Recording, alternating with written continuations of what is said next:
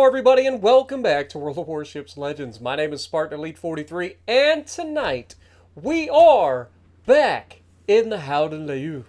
And we are still in the division.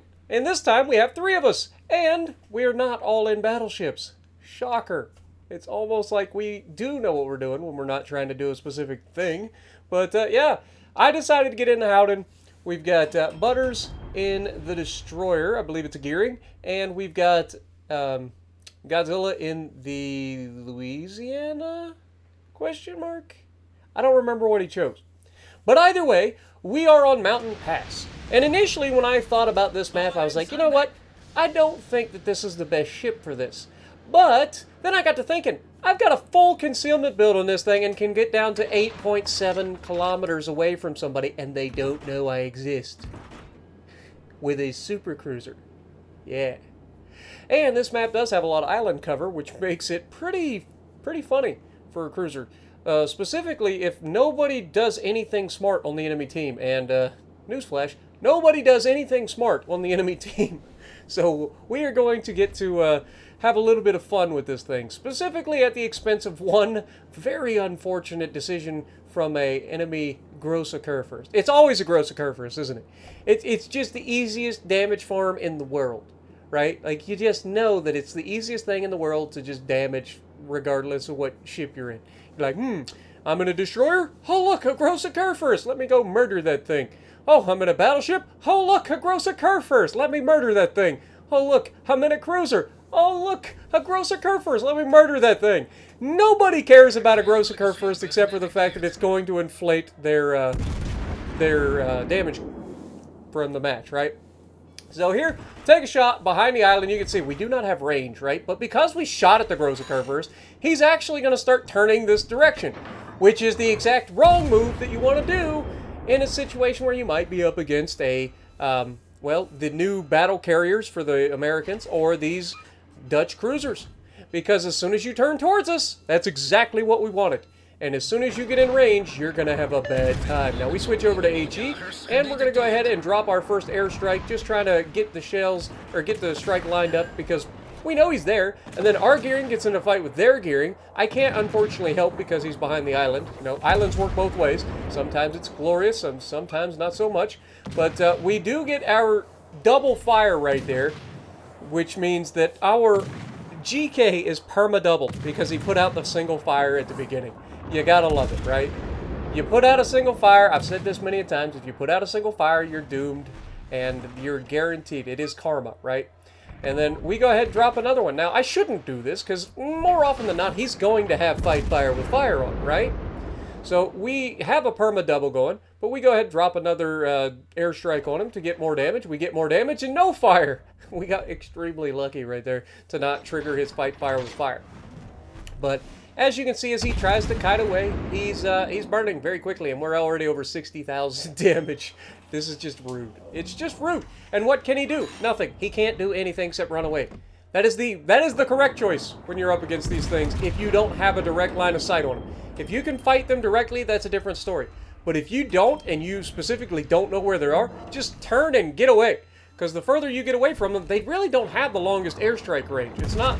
I believe the American battle carriers can get like 14 kilometers. If you spec into them, you can get like 16. But that's like rare. Like, you don't want to spec into the drops.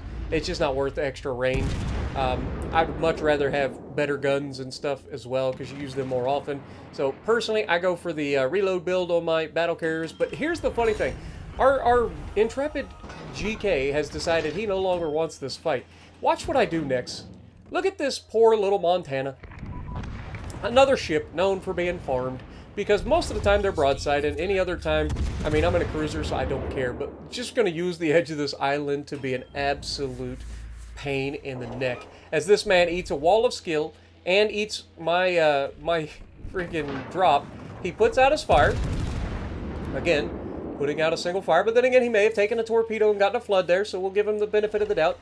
But either way, you can see he is angled against us right now. I want to push around, but I know that that is 12 American armor-piercing rounds that I don't want heading in my direction. So we just simply wait.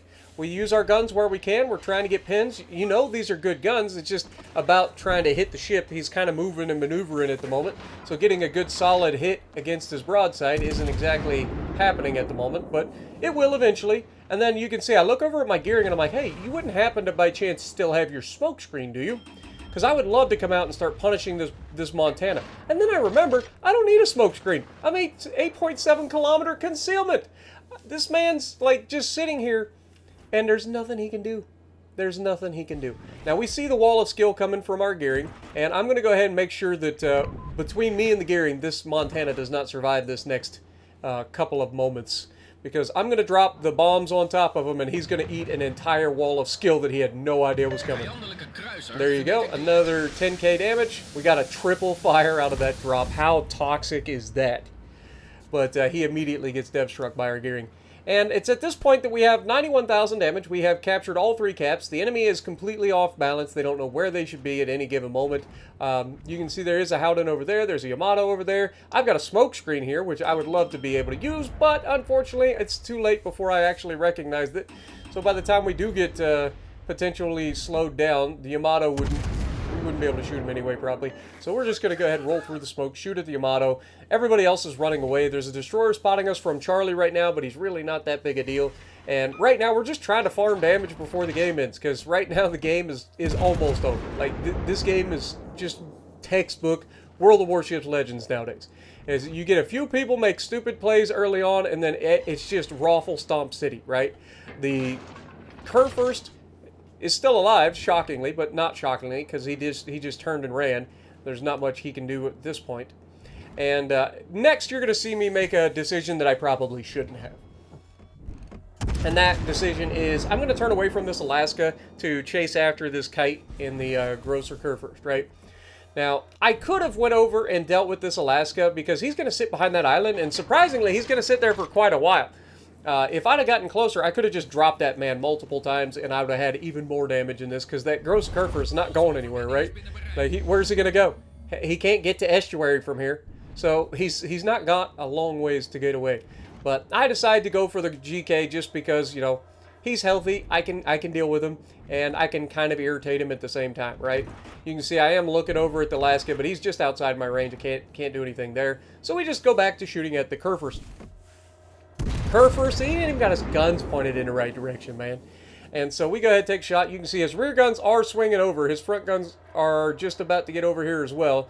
And we're about to be looking down the broadside of a 12-gun salute from a German battleship. And here comes the rear turrets, and he's shooting high explosive. You gotta love it, don't you? You just gotta love it. Now, I know normally I say don't put out a single fire, but it's fine, right? It's just a GK, and as you can see, we don't get punished for it because we're a cruiser. Cruisers get away with everything. So we go ahead, we hit him again, and we're just going to tear this man's broadside up. We're going to showcase that the AP on this thing is pretty nasty.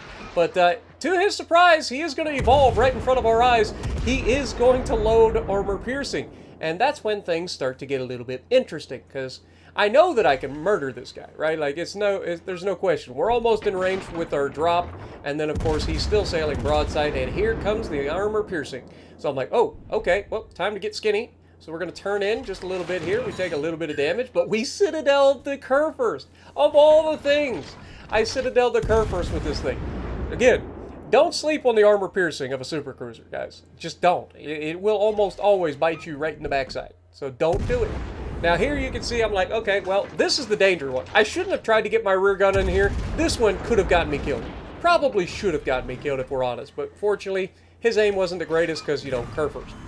But either way, I mean, 135,000 damage, and then, like I said, if I'd have gone for that Alaska, I could have gotten a lot of damage off of him too. So we did end up getting pretty much all of the damage off of the Kurfurst in this match, which accounts for most of our damage in this match.